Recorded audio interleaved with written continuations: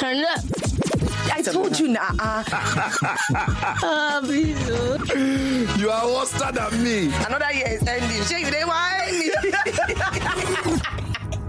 Keep it tuned. When I got the space for my first store, I was broke. Wow. Like I was after really getting broke. the space. Yes. Wow. Yes. I was really broke. I was extremely broke.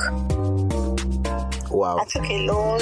Even the loan was killing because the interest was, oh my gosh, was something else. I think I took like $1 million. When I used my dad as my beneficiary, so it was very easy to take out a loan. Wow. Listen to the best. You didn't whine me.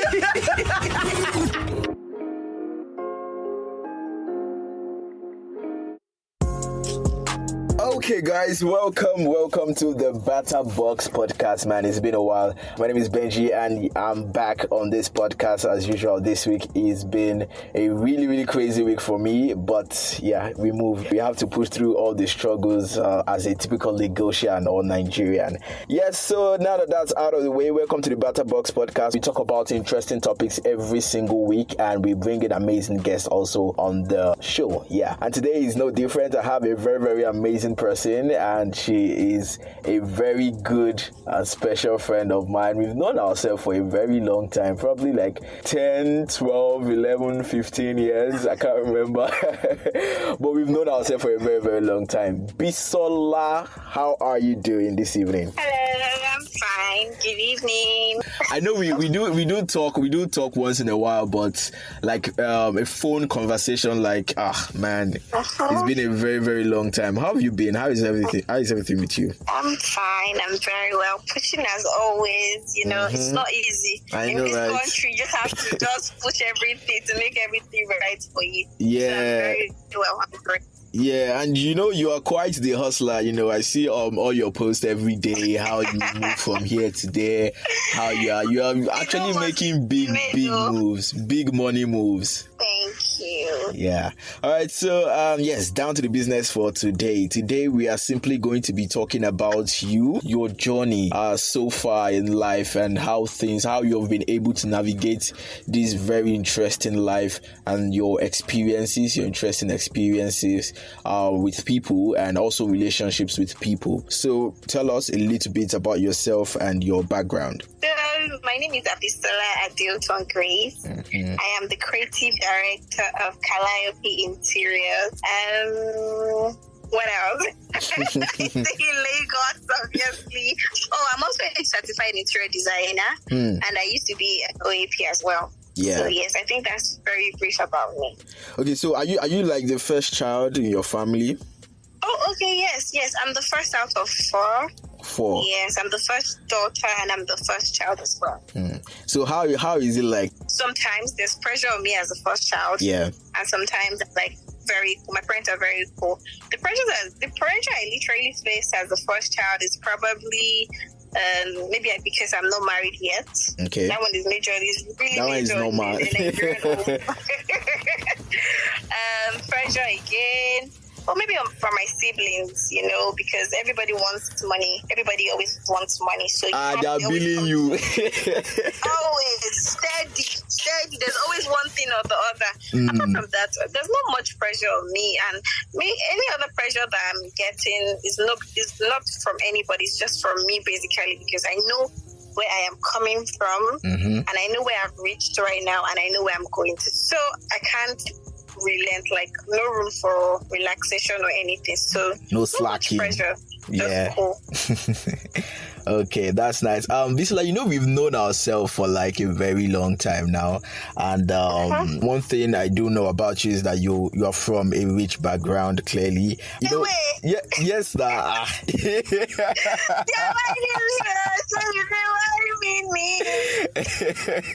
But you are.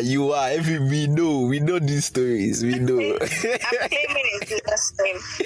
But yeah, I just want to I've always actually wanted to ask you this question before now, but I don't know, for some reason I've not been able to ask you, but I think now is a perfect time to ask you that question. And this thing with Nigerians, very, very common with Nigerians, where they have this mentality of hating on like people that are rich, you understand? So I wanted to ask if you as a person have experienced this attitude or this kind of treatment from people in any way or of any sort.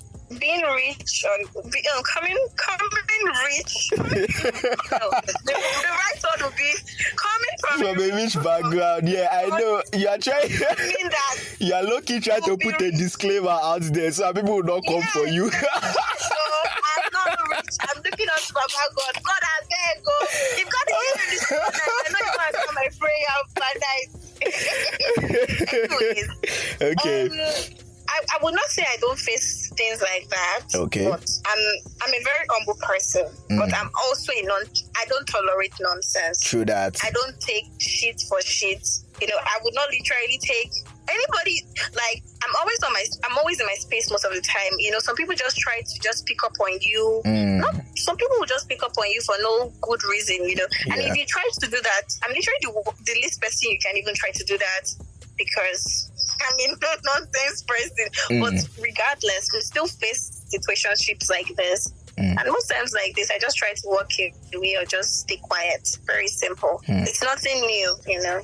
So and again, you know, as an entrepreneur, And again, as an entrepreneur, you know, a lot of people just come, you know, we are online now, everybody can say shit to you now. Yeah. You know, they don't literally know you physically. So another thing being an entrepreneur has taught me in scenarios like this, maybe someone is trying to look down on me, or maybe trying to make me feel less of myself, or trying to do something that's not appealing. You know, most of the time I just, you know, block you. Simple. So has this kind of attitude, have you ever experienced it in your relationships, probably with friends or someone you are very close to? Have you seen something like this come up before in your close relationships? Well, I'm a bit the life of the party, but I literally keep a very small circle. So if I try to figure out something like that is coming, or maybe I'm seeing traces of such like that, I don't like negativity around me. So I always try to make sure that everything I see, whatever that is around me, whatever I surround, is just positive vibes. So whenever I sense something like negativity or such, I just try to just, you know, cut you off or just remove you from my circle. So I really can't say like I've really, really, really experienced that in my close relationship. Although it still happens though, but in most scenarios it hardly happens. Because before it happens, I take you off. So you don't have so much friends? No, I don't. For someone like, you know, I feel like people, I feel like a lot of people would like want to get close to you, you know, because of what they can benefit, what they can, you know, get from you and all of that. So is it like you are from a distance, you're already keeping that, you're already giving them that signal that is, as you are coming here like this, arrange yourself, or there's you have organized. Do you understand? Is it that you are already giving that signal before they come, or it's just that you do not just want to have like so much friends, but do you actually have people coming to you to just get close to you? Yes, and I would not categorize them as friends. I can say maybe, okay, I have a lot of acquaintances. I know a lot of people and a lot of people know me, but I cannot say, oh, they're my friend. I can say, oh, she's my colleague. Oh, okay, I know her from somewhere. I don't literally term everybody as friend. You get? Because a lot of people have been using the word so loosely. That word is just too strong for a lot of things happening out there. So yeah, I'd rather just tell me as something else. So as for my friends, the people I call my friends, I don't think I have experienced such. Okay, what are the qualities or what are the criterias for someone if someone wants to be your friend, or what things do you look at in a person? Life is not that hard. Please stop making it look so No, hard. I know, because you obviously if it's not someone you know, like me now, if not someone you know from like a very long time, or let's say you do not know me now, I cannot be your friend just like that. There has to be some things that you see in me that you say, okay, you can be my friend. Yes. So what are some of the things you look out for? Nothing much, but what I would just say is mind likes. That's Okay. it. Okay. I like smart people like me. When I see that, your ways are matching mine, and making the dough, Yeah. smart, young. You're always Yeah, all about the money. Yes, You're always yes, all you about have the to make the money. money. Nice. Yes, you have to make the money. So it's just like minds. Once we're like minds, yes, I think we'll flow together. So I know at some point, you were in the media industry like full time. You were very, very active, and you were actually doing really great. I saw a video where that had your voiceover in it. It was very, very nice. So why did you stop? Or why did you take a back seat from doing the whole media thing? I stopped working 2020. Okay. That was when COVID came. Okay. And even me, if I was told as at then that I would stop working, I would not believe it, because it was like it would not even be my widest dreams to come. Like I never thought about it. Yeah. When COVID happened, the entertainment industry as well went down. Everything was shut. Yeah. So I can never forget the lockdown commenced in Lagos March 31st. Like, I can never forget, because that's my birthday. Your birthday, yes, I was about to say that. Yes, yes. So, they didn't allow me to get cake that day. Wow. And it was not funny. Yes. So, early of 2020 was a great year.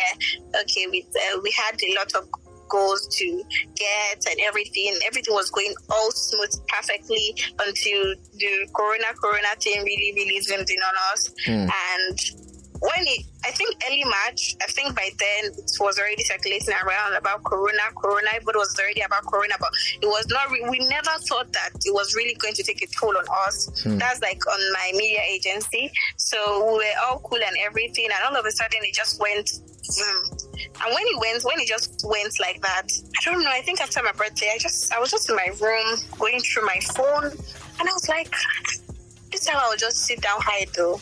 Like I was not doing anything. Yes, I don't like being idle. No, I don't like being idle. So I was like, so I'm going to sit down idle. No, I literally have a lot of potentials now. I can't sit down being idle. So I literally sort of started up a business, because I'm like, eventually even if I resume my job self, like I was into the media, like I loved the media with everything. Yeah, I know that. When corona really happened, it really took a toll on me as well, and I was hyped. I was like, oh no, I can't stay idle like this.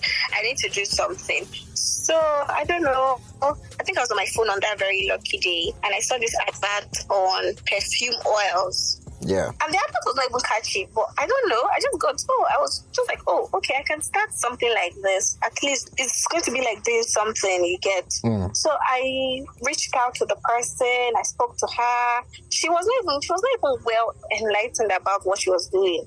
But I just got the major T's and the I's. So I just tried to, next thing I researched Google, tried to do my own thing. Okay, and I said, okay, this business was very lucrative enough. Okay. So I decided to, all this time was still COVID, like that was like a week after the lockdown, we're still seriously in the lockdown. So I was like, okay, I can start doing this and everything. So I reached out to her. I didn't even have much money then. I think the last money in my account was like 30-something thousand. That was like the money we made heaven and earth, because I was not even paid for the last month I worked, you understand? Yeah. So I was really, really concerned, and I was really, really, I was bothered, because I'm like, I can't be idle and be broke now. No, it's not meant to be like that. So I reached out to her, told her that this was what I had. So I was like, okay, with this money I want to give you, what can you give me back? I was not even scared if it was a scam or something. Wow. And I'm even talking about this right now. I just even remember that. Imagine she was a scam. Like, would have because those guys, those Instagram people and all of that, like I hear complaints, I see complaints every single day. I think about it though, but luckily for me, she wasn't a scam. Wow. She delivered. So when she delivered, I love the oils and everything. So my first customer was my mom. So she bought from me. And okay, normally I really know how to sweet talk people, because my mom sells things. I used to help my mom like before I started working, I used to help my mom. So I already know how to persuade people to buy things. So when my mom bought, I was like, okay, during COVID, my mom was opening a shop during COVID. Okay. Like low key. People were coming because it was an estate. People were stranded. No water, no drinks, because my mom sells drinks and all. Okay. So people were coming. So, I thought, okay, I didn't want to even be at home. So I used to go to the shop with my perfume oils in a bag. So once people come and say, oh, I want water, I say, oh, hello, because I sell perfume oils. They're very nice. Oh, would you like to buy? Try to put in my marketing skills. Little by little, bit by bit, people started knowing me from my mom's shop. As I'm giving you bottled water with one hand, I'm advertising my perfume with another hand. Nice. nice. So that's how I literally began. Okay, so and that's why I left the media. Oh, so it's not like you were sacked or something. You just decided that you wanted more. No, and when the money started coming in, I'm very serious. Like, this is not even jokes apart. Like, when the money started coming in, like, honestly, I didn't want to go back because it was just too true to be good. So that's why I stayed back. Okay, this story is actually very, very interesting because, for people in our generation now, the Gen Z people, people in our age bracket, I think the predominant thing among us that's very common among us is that we are all trying to make money by any means necessary, any means available, and that's why you see us. There's a lot of things going on in the country today. We have cybercrime, we have people going the extra mile, and just really plenty crazy things happening just to get money. And these things actually make some of us. It affects our mental health in different ways. I mean, in 2020 we had a very, very high rate of suicide. Young people were committing suicide. I don't know if you noticed something like that. Every now and then you see news on the internet, on TV about a young person committing suicide and all of that. Depression crept in. It was too much, and majority of the problem the country we are in right now, and the whole system, how bad everything is, and how people are literally struggling every single day to make a living. So for someone like you now, who I would say in my own books you are a successful person, I don't know how, probably your own, you measure your own differently. Probably there's something you are looking at. Yeah. Probably you like money too much, so probably you have this amount that you are looking at, that if I just get this amount, then I know I'm a successful person. But in my own books, you are already a successful person, and you didn't have to wait till the age of 30 or 30 plus. You didn't have to be a 30 plus woman before you were able to, I'm a youth. Yeah, I know. Like, that's what I'm saying. That's what I'm getting to. Like, at a very young age, you're already, getting or actualizing your dreams. Now, this is actually a very big problem for a lot of young people out there. So, for you now, that I would say you are experienced in this field, in the business already, what would you say? What does it take to be a successful young person? Determination. That's the most important thing. Determination. You must be determined. You must be determined, regardless, so that even if obstacles come, and life throws anything at you, your determination will take you to where you want to be. For someone like you now, do you tie your success to age, or have there been any point where you say, oh, I'm at this age now, I've not gotten this, I've not gotten that? I mean, you just celebrated your birthday last month. Has there been any time where you said, oh, this is my age now, I've not gotten this that I planned since like 5 years ago? Do you tie your success to age? Absolutely not. I'm taking my pace, and I know that everything will fall in places at the right time. So that's my pace, slow and steady. I'm not in competition with anybody. Nice. Let's talk about your relationships now. There's none. Why are you laughing now? Okay, I know there was one like a couple of years ago, but I don't know. But just tell us by yourself. Are you in any relationship currently? Do you want to marry me? Sure, you never know where you never know. Do you have a potential suitor for me? It's possible. Let me know. It's possible. You know this is where people know someone that knows someone that knows someone. Yeah, it's possible. You never know. So you just let me know how I'm going to advertise you for the person. Hey, who they Hey, am I in a relationship? Yes, I am in a beautiful relationship. For how long now? For some time. Okay. Like 4 years now. Wow, 4 years. That's amazing. Yes, 4 to 5 years. Yes. Okay, so recently you have two or three shops now and counting. Bisola, I want you to explain. It's like you're holding back some things or some information because if you go and start opening shops. People that have money trips. I don't know them myself. But how did you at some point did you have any fear or any doubts in you? Because I mean, opening shops and you know the rent, the amount people pay for rent nowadays is crazy, it's insane. So doing all of that, I mean, going full scale entrepreneur, were you scared or how was it like for you? Okay, when I got my first store, you know, when I finally saw that I could not be doing perfume in my mommy's store already because I was having too much things and I was already occupying that space, so I had to get my own space. Okay. So when I got my space, you know, when you get a space, residential or commercial, when you get a space, one thing is getting the money to pay for the rent. Yeah. Another thing is touching it up or furnishing it. You understand? Yeah. They're like entirely two different things. Okay, when I got the space for my first store, I was broke. Wow. Like I was after really getting broke. the space. Yes. Wow. Yes. I was really broke. I was extremely broke.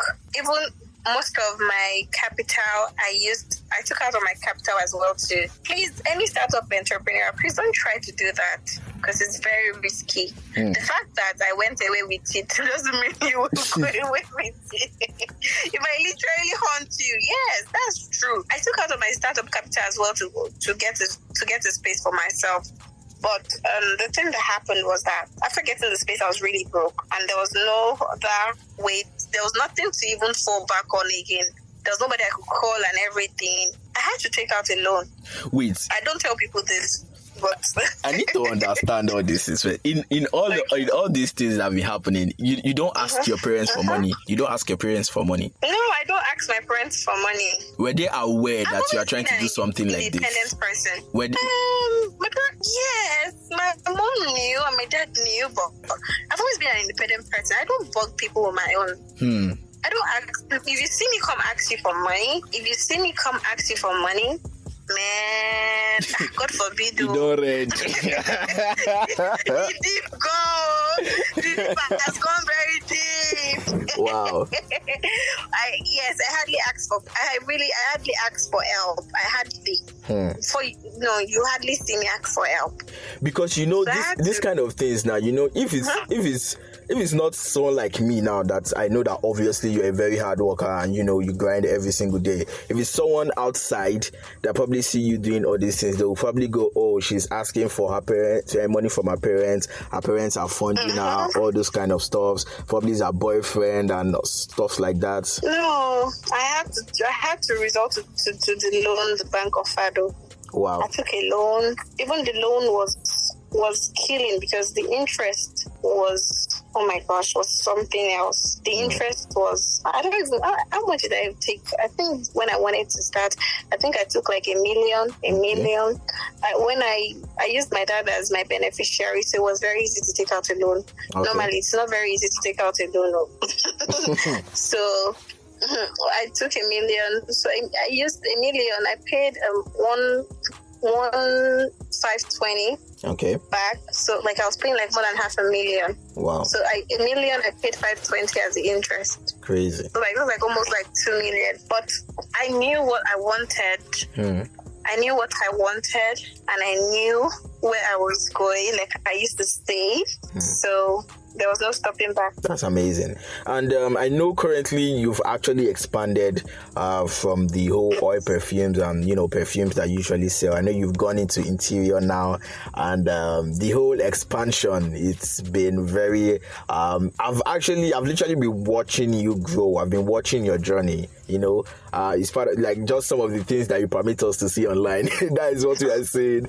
And I've watched you grow, and it's been amazing. How was it like expanding? What actually prompts the whole interior design, and when did you start getting interested in interiors? Okay. Normally, I'm a sucker for all these artifacts. I love artifacts a lot. But yes, like, I've always been a sucker. Like, I like my room well decorated and the rest, but that was not it. Okay, so when I was doing the oil, so after from oil, I entered into designer perfumes, and I started doing other perfumes. But as the world evolves, you evolve, you rotate with it. You don't let it meet you on a particular spot. So I think I don't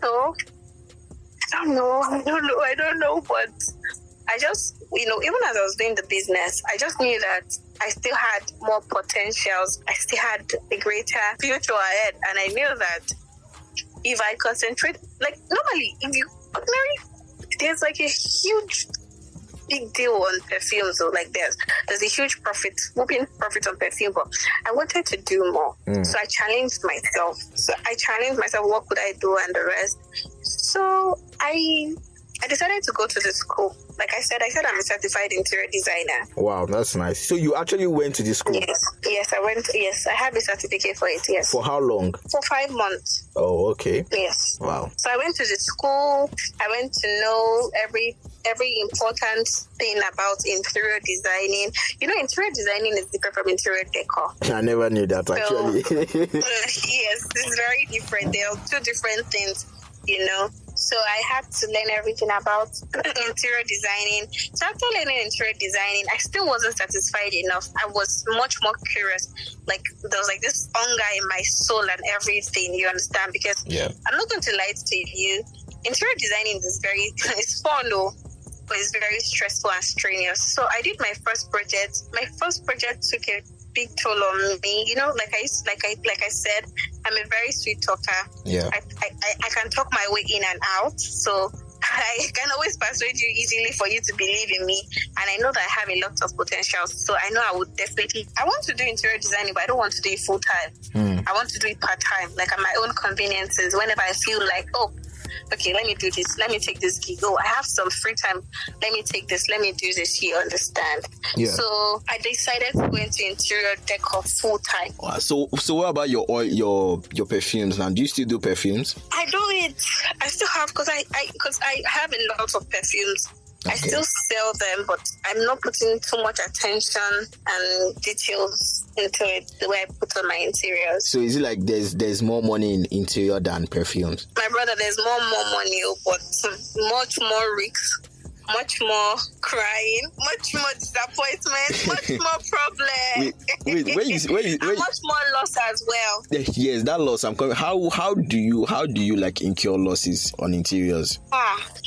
It's not for the weak-hearted though. So let me tell you something. It's very easy to see people post interior things and have a working store, and you come in working and like, wow, this is beautiful. You don't know the pain, the stress and everything. Sometimes, because some of our items, they are from Turkey, China, Indian, like different places from the world. Yeah. They're sometimes, especially mirrors. I'm not going to lie. Mirror. I love mirrors because I have a lot of exquisite mirrors. Mirrors stresses me the most because most times they tend to break. Imagine when you're bringing in a carton or bringing a container of mirror, and when the mirror arrives in Nigeria like this, like maybe in a container, maybe there's like 50 cartons. Yeah. Imagine maybe 30 would have broken, 20 remaining. What would you do? Nothing. You just have to continue. Wow. So I actually wanted to ask, like, it's actually very nice to see that you had to go through all of this, and you were so determined, and you made up your mind that you were going to do this because you actually love it, and it's something you actually want to improve and step up your game and all of that. And you made mention about taking a loan from the bank and how you were broke at some point. Didn't you have the thoughts of going to Big Brother Naija at any point in your life? Because that's like a very, very big, a huge platform where you can necessarily very easily get resources to get whatever you want, and push yourself to wherever you want. Has the thought of going to Big Brother Naija or contesting ever come to you, or has your friends, have they suggested it to you at any point? Well, yeah, some people say I should go and everything. It's very easy to say than to do. Yeah, well, exactly. I'm not interested. So you've never been. It's not something that you've actually thought about. You're not interested from the get-go. No, I'm not. I don't think I would even be interested anytime soon. Because you gotta shout for everybody in the house. Not even I'll shout. I like my space. Like, I really like my space. I really like my space. Like, I don't like obstruction and the rest. I don't want to say I don't like humans. Wow. I don't like people coming into my space. I'm really, really particular about my space. Because, my space is like my surrounding. Yeah. It deals with my mental health. Yeah. It deals with everything. How I can function better. Yeah. And I like when I'm in my, I like when I'm all in my, how do you say it? I'm full on my glory. I don't like anything limiting me. You understand? Yeah, and I feel that when I have too much people in my space, they actually limit me. Yeah, that's actually very interesting. And, it's really, really amazing to see that you've grown to this point and achieve all these things, and some of the things you've set your mind to do, and you actually put in the work and energy and effort and sacrifice to achieve all of these things. Is really, really amazing. I am super excited for you, and I wish you more and more success and greatness. And what would you advise young people? Because it's very common to see a young person who's broke and probably doesn't have any direction because a lot of people actually really go to school, come out from the university, do everything, serve. They don't know what to do. They are clueless. You understand? Probably they had a situation where their parents forced a course on them and told them, oh, you're going to do this, you're going to do that, as long as I'm the one paying your fees and all of that. And then they do this, they come out very clueless, they do not know what to do, they do not know where to start from, and they are broke and they are very helpless. What would you advise young people now that are trying to make it in life, that are trying to just break out of the whole limitation that they have due to their financial inconsistencies? Okay, there's not so much I want to say. All I can just say is don't give up. There's still hope in there. There's still light at the end of the tunnel. Yeah. Don't just give up. Just keep on pushing. Okay, thank you very, very much, Bisola. It's been amazing talking to you. So you guys, Bisola actually has money. Don't let her lie for you. If you see her anywhere, I don't know why this is not a visual podcast. I wish this was a visual podcast so everybody can see your face. So if you see her anywhere, I'm the one that sent you, Benjamin. Just like that is Benji that sent you. If you see me anywhere, hold him. Just be la. Not giving you wrong information. Just be la. Because one thing about Bisola that I noticed, Bisola is always traveling between, you see that November, September, she's not going to be in the country. She's going to be somewhere. So now, just so that you have from January, from January to like August. I'm not sure about August. She usually travels sometimes in August. I've already monitored her. I know it. All these things, I know it.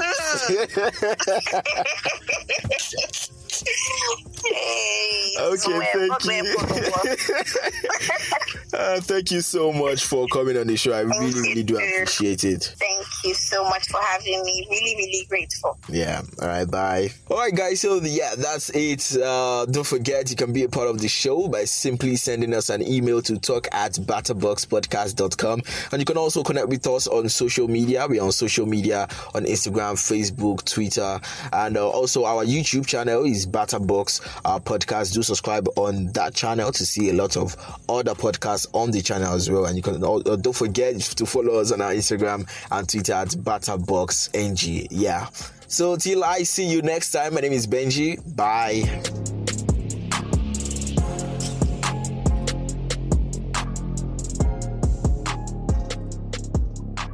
Turn it up. I told you now.